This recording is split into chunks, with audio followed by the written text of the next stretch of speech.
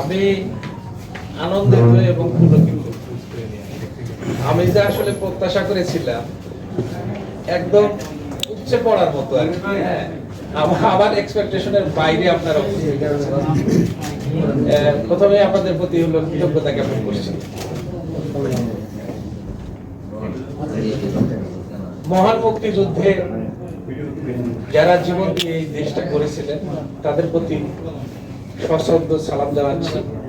সর্বশেষ 2024 সালে বৈষম্য বিরোধী ছাত্র আন্দোলনে যারা নিহত হয়েছেন তাদের আত্মার মাগফিরাত কামনা করছি।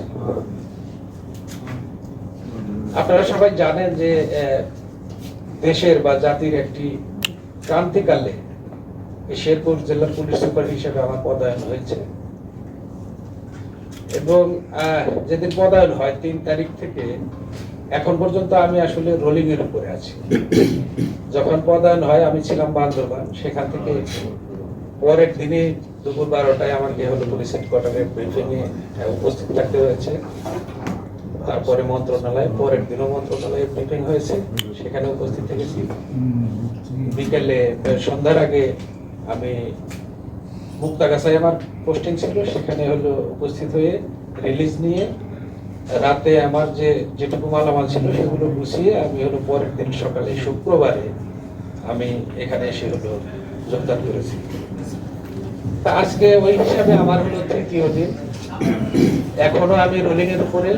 আপনাদের সাথে আসলে যোগদান পরবর্তী আমার আসলে বসার কথা ছিল বা এটাই আসলে আমাদের ম্যানার। আমি সত্যি বলছিলাম যে ভাই আপনার তো ব্রেক আছে, ব্রেকটা করলেও পারতেন। তো সে একটু খেপুরা আর কি বললো যে আপনি শুধু চাপেন আমি কোথায় যাব। যাই হোক, এই বিষয়টা নিয়ে হলো আমি আসলে আজকে হলো জেলা আইন শৃঙ্খলা মিটিংও চলছে, সেটা শেষ হয়ে গেছে। আমি ওখানে গিয়ে আসলে নিজের পরিচিতি প্লাস এই জিনিসটাও আমি হলো পরিস্থিতি পর্বের মধ্যেও এই তথ্যটা আমি হলো দিয়েছি এবং এটা উত্থাপন করেছি। এবং এখানে যে হলো ভারপ্রাপ্ত মানে প্রশাসক, মেয়র তো নাই, এখন প্রশাসক আছে, ওনার সাথে এই বিষয়টা নিয়ে আমার কথা হয়েছে এবং আমি এভাবেই তাকে বলেছি যে দেখেন ইট মাস্ট বি অ্যাড্রেসড।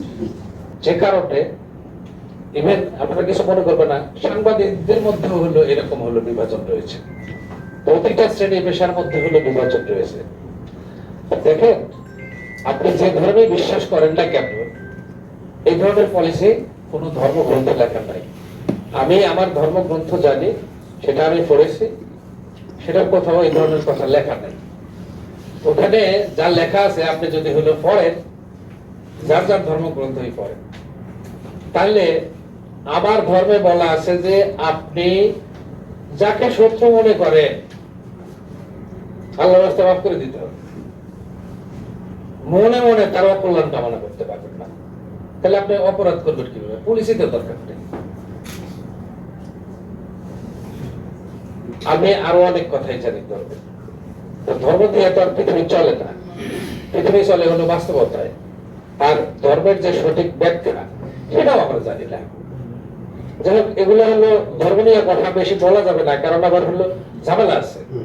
হ্যাঁ, এটা একটা হলো এক্সাম্পল হিসাবে আমি বললাম। আসলে আমি প্রথমে কিন্তু আহ্বান জানিয়েছি